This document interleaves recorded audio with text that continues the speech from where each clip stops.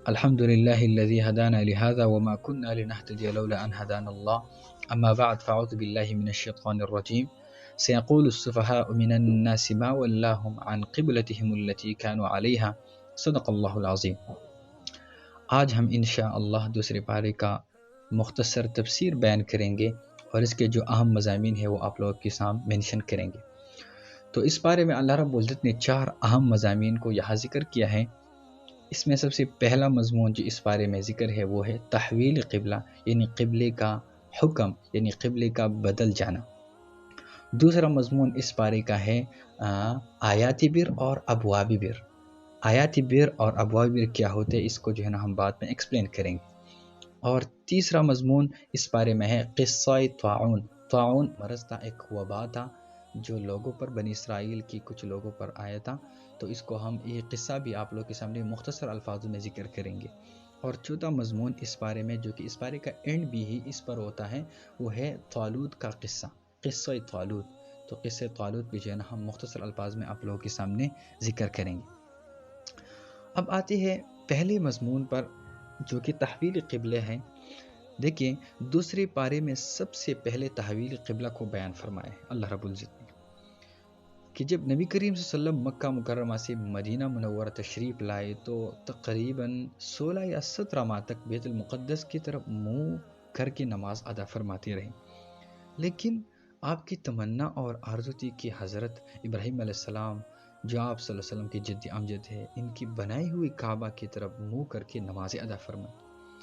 تو اللہ تعالیٰ نے حکم نازل فرمایا، اس کی آرزو اللہ رب العزت نے پوری کی، فَوَلِّ وَجْهَكَ شَطْرَ الْمَسْجِدِ الْحَرَامِ، کہ مسجد حرام کی طرف منہ کر کے نماز ادا کر لیا کرو۔ لیکن مسئلہ یہ ہوا کہ اس حکم کے نازل ہونے پر یہودی آپ صلی اللہ علیہ وسلم پر اعتراض کرنے لگے کہ یہ کیسے اللہ کے پیغمبر ہے، کبھی قبلہ بیت المقدس کو بناتی ہے اور کبھی بیت اللہ کو۔ تو یہود کو جواب دیا کہ اللہ رب العزت نے آیات نازل کی، قُلْ لِلَّهِ الْمَشْرِقُ وَالْمَغْرِبُ، اے میرے پیغمبر آپ کہہ دیجئے کہ مشرق اور مغرب سب اللہ ہی کی ہے۔ اور اس کے ساتھ ساتھ اللہ رب العزت نے پھر بعثت نبوت کے کچھ مقاصد اللہ رب العزت نے بیان کی۔ وہ اس آیت میں اللہ رب نے بیان فرمائی ہے 151 نمبر آیت، کما ارسلنا فیکم رسولا منکم یتلو علیکم آیاتنا ویزکیکم ویعلمکم الکتاب والحکمت ویعلمکم ما لم تکونوا تعلمون۔ دیکھیے اس مقام پر حضور اکرم صلی اللہ علیہ وسلم کو بھیجنے کی بنیادی طور پر 4 اہم مقاصد بیان کی گئی ہے۔ پہلا مقصد کیا ہے بعثت نبوت کا، وہ ہے تلاوت آیات، یعنی آیتوں کا تلاوت کرنا۔ دوسرا مقصد ہے تزکیہ نفوس، صحابہ کے نفسوں کا تزکیہ کرنا۔ دیکھیے تزکیہ نفس کیا ہوتا ہے، پہلے تو نفس کی تعریف سنیں کہ یہ نفس ہے کیا۔ نفس انسان کی طبیعت کی وہ خواہشات ہے جو شریعت کے خلاف ہو، اس کو نفس کہتے ہیں۔ پھر نفس کی 3 قسمیں ہیں، ایک ہوتا ہے نفس امارہ جو انسان کو گناہوں کی طرف راغب کر دیتی ہے، دوسرا ہوتا ہے نفس لوامہ، یہ وہ نفس ہے جو انسان کو گناہوں کی طرف راغب کر دیتا ہے، لیکن جب انسان گناہ کرے تو وہ جو ہے نا افسردہ ہوتا ہے، غمزدہ ہوتا ہے، پریشان ہوتا ہے گناہ کرنے کے بعد کہ یہ گناہ میں نے کیوں کیا، تو یہ نفس لوامہ کی علامت ہے۔ اور ایک ہوتا ہے نفس مطمئنہ، یہ وہ نفس ہے جو انسان کو بالکل گناہوں کی طرف راغب نہیں کر دیتا، بلکہ انسان کو جو ہے نا نیک اعمال اور اچھے اعمال کی طرف جو ہے نا راغب کر دیتا ہے۔ تو نبی کی نبوت کا مقصد جو ہے مقاصد میں سے ایک مقصد یہ بھی ہے کہ جو ہے نا وہ لوگوں کے نفوس کے تزکیہ کریں گے۔ دیکھیں نفس کا تعلق قلب سے ہوتا ہے اور قلب میں کچھ بیماریاں ہوتی ہیں جیسا کہ نفرت، حسد، بغض، کینہ، کسی کو نقصان پہنچانا اور جو ہے نا اس کا خیال تصور کرنا دل میں، تو یہ جو قلب کی بیماریاں ہیں یہ بھی نبی کے اہم مقاصد میں سے ایک مقصد ہے کہ جو ہے نا اس کا علاج بھی روحانی طور پر اللہ کا نبی جو ہے نا کرے گا۔ تیسرا مقصد کتاب کی تعلیم، قرآن میں جو تعلیمات اللہ رب العزت نے نازل فرمائی ہے جو کہ احکامات ہے، عقائد ہے اور مختلف مسائل ہیں، اللہ رب العزت نے جو نازل کی ہے، نبی کا ایک کام یہ بھی ہوگا جو ہے نا وہ لوگوں کو وہ تعلیمات دے گا۔ اور چوتھا مقصد حکمت کے تعلیم ہے۔ حکمت کیا ہوتا ہے؟ دیکھیں حکمت جو اکثر مفسرین یہاں ترجمہ کرتے ہیں کہ اس سے مراد احکام شرعیہ ہے، یعنی فرائض، واجبات، مستحبات، مکروہات، سنن، جتنی بھی چیزیں ہیں وہ جو ہے نا حکمت میں آتی ہے۔ تو یہ تحویل قبلہ کی مضمون کے نیچے اللہ رب العزت نے اس تھوڑا سا مطلب یہ چیز بھی جو ہے نا بیان کیا ہے۔ اور پھر اس کے بعد ہم آتی ہے آیات بر اور ابواب بر۔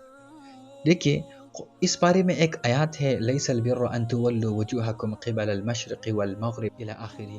اس آیات کو آیات بر کہلاتے ہیں۔ آیات بر کا مطلب یہ ہوتا ہے کہ اس آیات میں اللہ رب العزت نے اسلام کی اہم چیزوں کو، مثال کے طور پر عقائد، احکامات، معاملات، عبادات، معاشرات، اخلاقیات، سب چیزوں کو اللہ رب العزت نے اجمالی طور پر اس آیات میں جو ہے نا جمع کیا ہے، اس لیے اس کو کہتے ہیں آیات بر۔ اور اس آیات کے بعد پھر اللہ رب العزت نے ان چیزوں کو تفصیلی اس بارے میں بیان کیا ہے، جس کے لیے اللہ رب العزت نے 22 ابواب کو جو ہے نا مقرر کیا ہے، اور 242 نمبر آیات تک جو ہے نا ان 22 ابواب کو مختلف طریقوں سے اللہ رب العزت نے اس بارے میں مینشن کیا ہے۔ اس میں سے کچھ بابیں یہ ہے جو میں آپ کو جو ہے نا مینشن کروں گا۔ اس میں سے پہلا باب ہے صفا مروہ کی سعی کے بارے میں کچھ تفصیل اللہ رب العزت نے یہاں مینشن کی ہے اس بارے میں۔ اور پھر باب جو ہے نا وہ ان 4 چیزوں کا ہے جو اللہ رب العزت نے اس امت پر حرام قرار دی ہے۔ اس میں ایک چیز ہے مردار کا کھانا، دوسرا ہے خون، تیسرا ہے خنزیر کا گوشت، چوتھا ہے ہر وہ چیز جو ذبح کیا جائے اللہ کے نام کے علاوہ کسی دوسری کے نام پر، تو وہ بھی حرام قرار دیا گیا ہے۔ تیسرا باب اللہ رب نے قصاص کے مسائل بیان کی ہے کہ قصاص کے مسائل کیسے ہوں گی۔ اگر آزاد بندہ کو کسی نے قتل کیا تو اس کے بدلے میں آزاد کو جو ہے قتل کیا جائے گا۔ ہاں اگر غلام ہے تو غلام کے بدلے میں غلام قتل دیا جائے گا، مذکر کے بدلے میں مذکر، عورت کے بدلے میں عورت، اور مؤنث کے بدلے میں جو ہے نا مؤنث، ایسا مرد کے بدلے میں مرد جو ہے نا قتل کیا جائے گا۔ تو قصاص کے مسائل یہ بھی ہے، یہاں اللہ رب نے مینشن کی ہے۔ چیپٹر نمبر 4 جو ان 22 ابواب میں ہے وہ ہے وصیت۔ وصیت کے کچھ مسائل اس بارے میں اللہ رب نے بیان کی ہے۔ وصیت ابتدائی اسلام میں جو ہے نا فرض تھا، پھر اس کی جو فرضیت جو ہے نا وہ ساقط ہو گئی اور جو ہے نا وہ باقی نہیں رہی۔ اور چیپٹر نمبر 5 جو اس بارے میں اللہ رب نے مینشن کی ہے وہ روزے۔ یا ایھا الذین آمنوا کتب علیکم الصیام کما کتب علی الذین من قبلکم لعلکم تتقون۔ اس آیت میں اللہ رب اس امت کو آگاہ کرتے ہیں کہ ہم نے آپ لوگوں کے اوپر روزے فرض کی ہیں، اور یہ آپ سے پہلے جو امتیں تھے ان پر بھی ہم لوگوں نے جو ہے نا ہم نے ان لوگوں پر بھی رمضان کے روزے جو ہے نا فرض کی گئی تھی اور فرض کی تھی۔ اور چیپٹر نمبر 6 جو ہے نا وہ اعتکاف کے بارے میں ہے۔ وَأَنْتُمْ عَاكِفُونَ فِي الْمَسَاجِدِ، کہ مساجد میں جو ہے نا آپ لوگ اعتکاف کریں گے۔ چیپٹر نمبر 7 جو اس بارے میں منشن ہے تفصیلی طور پر وہ حرام کی کمائی، کہ حرام کی کمائی سے بچو۔ کُلُوا مِن طَیِّبَاتِ مَا رَزَقْنَاکُمْ، ہر وہ چیز کماؤ جو ہم نے آپ لوگوں کے لیے جو ہے نا حلال کیا ہے اور پاک کیا ہے۔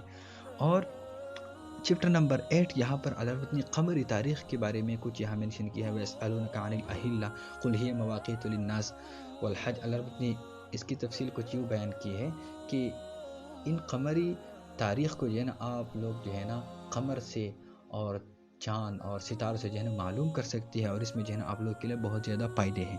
اور چیپٹر نمبر 9 جو اللہ رب نے یہاں منشن کیا وہ جہاد کے حوالے سے ہے۔ جہاد کس کے ساتھ کریں گے، کب کریں گے اور کیسے کریں گے۔ اور چیپٹر نمبر 10 جو اللہ رب العزت نے یہاں مینشن کی ہے وہ ہے حج کے بارے میں۔ دیکھیے حج اسلام کی بنیادی ارکان میں سے ایک اہم رکن ہے۔ اب میں آپ کو سمجھاتا ہوں۔ حج میں 2 ارکان ہوتے ہیں، ایک وقوف عرفہ، دوسرا طواف زیارت۔ اور اگر کوئی آسان الفاظ میں مطلب حج کی جو ہے نا تعریف سننا چاہتے ہیں تو میں آپ کو بتاتا ہوں۔ حج 5 دنوں میں 5 مقامات پر 7 عبادتوں کی کرنے کو حج کہتے ہیں۔ ایک بار پھر سنیے، 5 دنوں میں 5 مقامات پر 7 عبادتوں کی کرنے کو حج کہتے ہیں۔ اب میں آپ کو بتاتا ہوں حج کے 5 دن کون سے ہیں۔ 8 ذی الحجہ، 9 ذی الحجہ، 10 ذی الحجہ، 11 ذی الحجہ اور 12 ذی الحجہ۔ اور 5 مقامات کون سے ہیں، وہ ہے بیت اللہ، صفا مروہ، مینا، مزدلفہ اور عرفات۔ اور حج کے 7 عبادتیں کون سی ہیں یہ میں بھی آپ کو بتاتا ہوں۔ اس میں سب سے پہلا عبادت احرام، دوسرا طواف، 3rd نمبر سعی، 4 نمبر وقوف، اور 5 نمبر رمی، 6 نمبر قربانی، اور 7 نمبر حلق یا قصر، یعنی جو بالوں کو جو ہے نا کاٹ دیا جاتا ہے۔ اور پھر اس کے بعد چیپٹر نمبر 11 میں اللہ رب العزت نے انفاق فی سبیل اللہ کے بارے میں کچھ کہا کہ اللہ کی راہ میں خرچ کیا کرو، صدقے کیا کرو، غریبوں کو جو ہے نا مدد کیا کرو، یتیموں کی مدد کیا کرو۔ اور پھر چیپٹر نمبر 12 میں اللہ رب العزت نے ہجرت کے بارے میں کچھ مسائل بیان کیے، اور چیپٹر نمبر 13 میں پھر اللہ رب العزت نے شراب کے بارے میں یسألونک عن الخمر والمیسر قل فیہما اثم کبیر ومنافع للناس، شراب اور جوا کے بارے میں کچھ مسائل بیان کی۔ اور چیپٹر نمبر 12 میں پھر اللہ رب العزت نے چیپٹر نمبر 14 میں اللہ رب العزت نے مشرکین سے نکاح کی مسائل کچھ بیان کی ہے، وَلَا تَنْكِحُوا الْمُشْرِكَاتِ حَتَّى يُؤْمِنْ، کہ مشرکوں سے آپ لوگ جو ہے نا نکاح نہ کیا کریں جب تک جو ہے نا وہ ایمان نہ لے آئے۔ اور چیپٹر نمبر 15 میں اللہ رب العزت نے حیض میں جماع کے مسائل جو ہے نا بیان کی ہے۔ اس چیپٹر کو جو ہے نا میں تھوڑا سا ایکسپلور کروں، دیکھیں عورت کے ساتھ پیریڈ میں انٹر کورس کرنا، جس کو مطلب ہم جماع بھی کہہ سکتے ہیں، بالکل ناجائز اور حرام ہے۔ لیکن یہاں یہ بات ذہن نشین کرنا چاہیے کہ عورت کی جو پیریڈ ہوتی ہے، جس کا مطلب بلڈ ہوتا ہے، اس کو جو ہے نا عربی میں حیض کہتی ہے، اور انگلش میں جو ہے نا ہم کو مینسز بھی کہہ سکتی ہے اور جو ہے نا پیریڈ بھی کہہ سکتی ہے۔ لیکن جو بچے کی ولادت کے بعد مطلب جو بلڈ ہوتا ہے، اس کو نفاس کا خون کہتی ہے۔ قرآن کریم میں حالت حیض میں بیوی کے ساتھ انٹر کورس کرنا اسے منع فرمایا ہے اللہ رب العزت نے، لیکن قرآن کریم میں حالت نفاس میں عورت کے ساتھ مطلب انٹر کورس کرنا اس سے منع نہیں فرمایا اللہ رب العزت نے، قرآن میں نہیں ہے، لیکن حالت نفاس میں بھی ہم بستری کرنا اسی طرح حرام ہے جس جو ہے نا پیریڈ میں حرام ہے، اور اس کے حرمت کا ثبوت جو ہے نا حدیثوں سے مل جاتا ہے۔ پھر نیکسٹ چیپٹر جو ہے نا 16 نمبر چیپٹر، اس میں اللہ رب العزت نے ایلا کے بارے میں کچھ تذکری مسائل ذکر کیا ہے، جی کہ ایلا کیا ہوتا ہے؟ ایلا یہ ہوتا ہے کہ مثال کے طور پر کوئی اپنی بیوی کو کہے کہ میں قسم کھائے کہ میں 4 ماہ تک جو ہے نا آپ کے قریب بھی نہیں آؤں گا، تو اس کو ایلا کہتی ہے۔ اب اگر یہ شوہر اپنی بیوی کے 4 ماہ سے پہلے ان کے قریب گیا تو یہ حانث ہوگا، اپنے قسم کا کفارہ دے گا، اگر نہیں ہوگا تو ہے نا اس کا ایک طلاق واقع ہو جائے گا، یعنی مطلب 4 ماہ کے اختتام تک جو ہے نا یہ شوہر اپنی بیوی کے قریب نہیں گیا تو پھر جو ہے نا ان دونوں کے درمیان میں ایک طلاق واقع ہو جائے گا۔ پھر اس کے بعد چیپٹر نمبر 17 میں اللہ رب العزت نے طلاق کے کچھ مسائل ذکر کی ہے، جیسا کہ اس آیات میں ہے الطلاق مرتان فامساک بمعروف او تسریح باحسان۔ دیکھیے طلاق کے مسئلے کی تفصیلات اللہ رب نے یہاں بیان کی ہے۔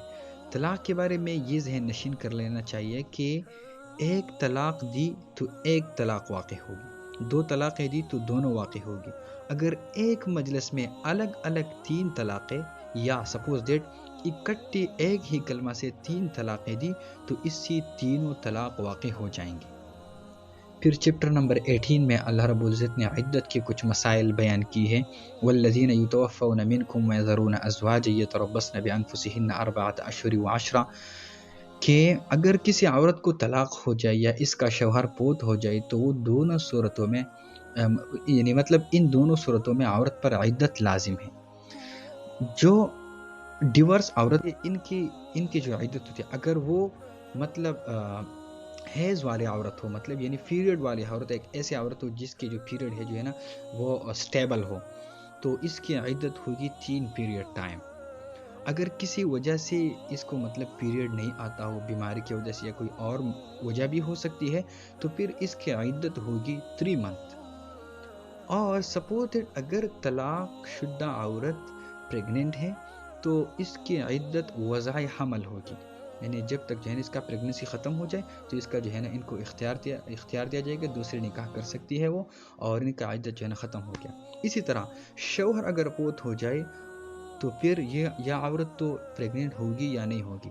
اگر عورت پریگننٹ ہے تو اس کی عدت اس بارے میں اللہ رب نے منشن کی ہے، وہ ہے 4 ماہ اور 10 دن۔ اور اگر حاملہ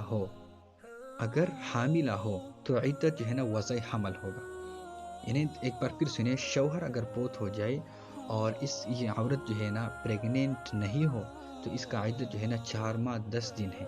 اور اگر پریگننٹ ہو تو اس کے مطلب جو عدت ہے وہ بچے کی پیدائش کے بعد ختم ہو جاتا ہے، چاہے 1 سال اس میں لے، چاہے 2 منتھ لے، چاہے 1 ہفتہ لے، چاہے جتنا بھی وقت لے، اس کا عدت جو ہے نا بچے کی پیدائش کے بعد ختم ہو جاتا ہے۔ پھر چیپٹر نمبر 19 میں اللہ رب العزت نے رضاعت کی کچھ مسائل بیان کی، جیسے 2 سال کی کم عمر کے بچے کو دودھ پلانا، پھر اس کا جو ہے نا ان سے رضاعت ثابت ہوتا ہے۔ پھر چیپٹر نمبر 20 میں اللہ رب نے مہر کے بارے میں جو ہے نا کچھ تفصیل بیان کی ہے، اور چیپٹر نمبر 21 میں جو ہے نا حلالہ کے بارے میں کچھ مسائل ہے، اور چیپٹر نمبر 22 میں معدہ سے پیغامی نکاح کے بارے میں کچھ مسائل ہے، کہ مطلب جو عورت اپنے عدت میں سچویشن میں ہو، یعنی اپنے عدت مطلب اس ٹائم میں ہو، تو آپ لوگوں کو صریحی طور پر ان کو نیکسٹ نکاح کا پیغام نہیں بھیجنا چاہیے، ہاں البتہ اشارتاً کنایتاً جو ہے نا ان کو پیغام بھیج سکتی ہے۔ تو یہ تھا دوسرا مضمون اس پارے کا، جو کہ آیات بر اور ابواب بر کہلاتے۔ آیات بر میں یہ چیزیں اجمالی طور پر بیان کی گئی، اور پھر ابواب بر میں اللہ رب العزت نے ان چیزوں کو 22 چیپٹر میں تقسیم کر کے اس بارے میں منشن کیا ہے۔ اب آتی ہے نیکسٹ چیپٹر، یعنی نیکسٹ سبجیکٹ جو کہ اس پارے کا اہم مضمون ہے، وہ ہے قصہ طاعون۔ تو یہ طاعون کا قصہ میں مختصر الفاظ میں آپ لوگوں کے سامنے مینشن کرتا ہوں کہ بنی اسرائیل کی ایک جماعت تھی، ان پر جو ہے نا ایک وبائی مرض آ گئی، تو ان لوگوں نے ڈر کی وجہ سے ہم اس مرض سے جو ہے نا مر جائیں گے، ان لوگوں نے اپنے جو ہے نا گھروں کو چھوڑ کر وادیوں میں چلے گئے، ایک وادی میں جو ہے نا یہ لوگ آباد ہو گئے۔ تو اللہ رب العزت کو یہ بات جو ہے نا بالکل پسند نہیں آ جائے کہ ان کی یہ لوگ موت سے ڈرتے ہیں، موت سے بھاگتے ہیں، حالانکہ ابھی میں ان لوگوں کو دکھاتا ہوں کہ کوئی بھی موت سے نہیں بھاگ سکتا، چاہے جہاں بھی جائے، اگر ان کی موت نصیب میں ہو، مقدر میں ہو، تو جو ہے نا موت ان کو ملتی ہی رہیں گے، اسرائیل علیہ السلام کا ملاقات ان سے ہوتا ہی رہے گا۔ تو یہ لوگ جب وہاں آباد ہو گئے تو اللہ رب العزت نے 2 فرشتوں کو بھیجا، اور ان 2 فرشتوں جو ہے نا ایک میدان کے ایک طرف، دوسری طرف، اور ان دونوں نے جو ہے نا ایک آواز نکالی، ایک خطرناک آواز نکالی، اور اس آواز کی وجہ سے یہ تقریباً 10,000 کی جماعت تھی، 10,000 لوگ تھے، تو یہ 10,000 لوگ جو ہے نا بیک وقت فوت ہو گئی، اور یہ جو ہے نا مر گئے۔ پھر بہت عرصہ بعد بنی اسرائیل میں ایک پیغمبر تھا، حضرت حزقیل علیہ السلام، وہ جو ہے نا اس راستے پر گزر رہا تھا، تو اس نے کچھ ہڈی دیکھی، تو اس نے اللہ رب سے تمنا کی کہ یہ کیا ہے، تو اللہ رب نے وحی کے طور پر جو ہے نا ان کو بتایا کہ یہ ایک ایسے لوگ تھے، یہ سارا قصہ سنایا۔ پھر حضرت حزقیل علیہ السلام نے تمنا کی کہ اللہ ان کو زندہ کرے کہ میں ان کو دیکھوں، تو اللہ رب العزت نے ان کو حکم دیا کہ آپ ان ہڈیوں کو کہے کہ جو ہے نا یہ دوبارہ ایک دوسرے کے ساتھ جڑ جائے، پھر ان کو یہ کہے کہ جو ہے نا ان کے جو گوشت ہے وہ بھی ایک دوسرے کو مطلب اپنی ہڈیوں کے ساتھ جو ہے نا مل جائے، تو یہ بھی ہو گیا۔ پھر تیسرا حکم اللہ رب العزت نے حزقیل علیہ السلام کو کیا کہ آپ ابھی ان جو ہے نا جسامت جسموں کو یہ کہے کہ اپنی روح جو ہے نا، اپنی روح کو کھینچے، اور یہ روح جو ہے نا ان جسموں میں داخل ہو جائے۔ تو یہ جو ہے نا جب یہ حکم ہو گیا، اور یہ قصہ اس پارے کا جو ہے نا تیسرا اہم مضمون تھا۔ اس کے بعد ہم بیان کریں گے اس کا آخری مضمون اس پارے کا، وہ ہے قصہ طالوت، یعنی حضرت طالوت کا قصہ، جو اللہ رب العزت نے اس پارے کے اینڈ میں بیان کی ہے۔ اس کا قصہ جو ہے نا، اس کا قصہ کچھ یوں ہے کہ بنی اسرائیل جو ہے نا اپنے نبی کے پاس گئے، اور اپنے نبی کو بتایا کہ ہم پر ظلم کی گئی ہے، اور جو ہے نا ہم کو اپنے گھروں سے نکال دیا گیا ہے، اب ہمارے جو ہے نا ایک بادشاہ کی ضرورت ہے ہمارے لیے، جو ہمیں تیار کرے، ہم پر بادشاہت کرے، اور پھر ہم جو ہے نا جہاد کے لیے تیار ہو جائے، اور ہم اللہ کی راہ میں جو ہے نا قتال کرے، جہاد کرے۔ نبی نے ان کو سمجھایا کہ آپ لوگوں کی ایمان کا مجھے اندازہ ہے کہ آپ جو ہے نا جہاد نہیں کر سکتے، لیکن پھر بھی انہوں نے جو اصرار کیا، تو اللہ رب العزت نے ان کے جو ہے نا طالوت کو خاص کیا کہ طالوت جو ہے نا آپ لوگوں کا نیا بادشاہ ہوگا، لیکن ان لوگوں نے طالوت سے انکار کیا کہ یہ تو غریب گھرانے کا بندہ ہے، یہ ہمارے اوپر کیسے مسلط ہوگا، یہ بادشاہ کیسے ہوگا۔ لیکن نبی نے ان کو بتایا کہ وہ بسطتاً فی العلم والجسم، وہ جسم میں بھی آپ لوگوں سے بہتر ہے، اور علم میں بھی آپ لوگوں سے بہتر ہے۔ پھر جو ہے نا طالوت نے اپنے ساتھ لشکر کو روانہ کر کے جالوت سے مقابلہ کرنے کے لیے تیار ہو گئی، تو راستے میں طالوت نے ان کا کچھ امتحان لینا چاہا، اور ان کو بتایا کہ آگے جو ہے نا ایک نہر آتا ہے، اور اس نہر میں سے جس نے بھی پانی پی تو ہمارے جماعت میں سے نہیں ہوگا، وہ ہمارے جماعت سے جو ہے نا نکال دیا جائے گا۔ اور ہاں البتہ اگر کسی نے 1 یا 2 گھونٹ پی تو کوئی پرابلم نہیں، مطلب اس میں کوئی حرج نہیں ہوگا۔ تو اس میں تقریباً اکثر لوگوں نے جو ہے نا وہ زیادہ مطلب اس پر جو ہے نا فاقہ آ گیا تھا، بہت جو ہے نا پانی کے لیے ترس رہے تھے وہ لوگ، اور بہت جو ہے نا تکلیف محسوس کر رہے تھے، تو اکثر لوگوں میں سے جو ہے نا انہوں نے نہر سے پانی پیا تو انہوں نے اس کو لشکر سے جو ہے نا نکال دیا۔ پھر ایک چھوٹی سی جماعت باقی رہ گئی تھی جن کو حضرت طالوت نے جالوت کے سامنے مقابلہ کے لیے جو ہے نا سامنے لایا۔ تو جب جالوت میدان میں اترا اسلحہ لے کر، اسلحہ سے بھرا ہوا تھا، میدان میں اتر گیا اور کہا کہ میرا مقابلہ کے لیے جو ہے نا کون تیار ہے آپ کی جماعت میں سے؟ تو کوئی جو ہے نا کوئی بندہ اس جماعت میں نہیں اٹھ سکتا تھا بنی اسرائیل کی جماعت میں سے۔ تو اس میں ایک عام آدمی تھا جس کا نام داؤد تھا۔ تو داؤد نے کہا ہاں میں اس کے مقابلے کے لیے تیار ہوں۔ داؤد کے پاس جو ہے نا کوئی اچھا خاصا اسلحہ بھی نہیں تھا، اور جسم سے بھی جو ہے نا اتنا مطلب طاقتور نہیں تھا بلکہ کمزور تھا۔ تو حضرت طالوت نے کہا کہ جو بھی بندہ جالوت کو قتل کرے گا تو وہ ان کو جو ہے نا میں اس لشکر کا سپہ سالار بنا دوں گا، اور اس کو جو ہے نا میں اپنی بیٹی کے ساتھ ان کا نکاح کروں گا۔ لیکن داؤد جو ہے نا اس لیے وہ میدان میں نہیں اترا تھا، بلکہ اس لیے اترا تھا کہ یہ جالوت بہت ظالم جابر بادشاہ ہے، اور اس کا اختتام کرنا ہمارے اوپر فرض ہے۔ اگر ہم لوگ اس کا اختتام نہ کریں، اس کا جو ہے نا مار نہ ڈالے تو یہ جو ہے نا اور بھی عوام پر جو ہے نا رعایا کے ساتھ بہت ظلم کر سکتا ہے۔ تو جب وہ میدان میں اترا تو حضرت طالوت نے جو ہے نا حضرت داؤد کو سامنے لایا جنگ کرنے کے لیے۔ تو حضرت داؤد کے پاس جو ہے نا ایک قوس تھا جس کو مطلب جس میں جو ہے نا ایکچولی یہ داؤد جو تھا نا ان کی بکریاں ہوتی تھی وہ چراتا تھا۔ تو یہ ایک قوس ہوتا ہے جو کہ سورہ النجم میں بھی اس کا کچھ تذکرہ موجود ہے۔ اس نے اپنے ایک قوس میں ایک پتھر جو ہے نا رکھ دیا اور اس کو پھینک دیا۔ جب یہ پتھر جالوت پر لگ گیا جو ہے نا، اس کی وجہ سے اللہ رب العزت نے اس میں اتنا طاقت اللہ نے رکھا کہ وہ جالوت جو ہے نا فوت ہو گیا اس سے، اور جو ہے نا مردار ہو گیا، اور اس دنیا سے جو ہے نا رخصت ہو گیا۔ پھر جو ہے نا عام جنگ وہاں سے شروع ہو گیا۔ پھر اللہ رب العزت نے حضرت طالوت کی جو لشکر تھی اللہ نے ان کو فتح یاب فرمایا، اور ان کو جو ہے نا نصرت مل گئی، فتح مل گیا، اور جالوت کے لشکر کو شکست مل گئی۔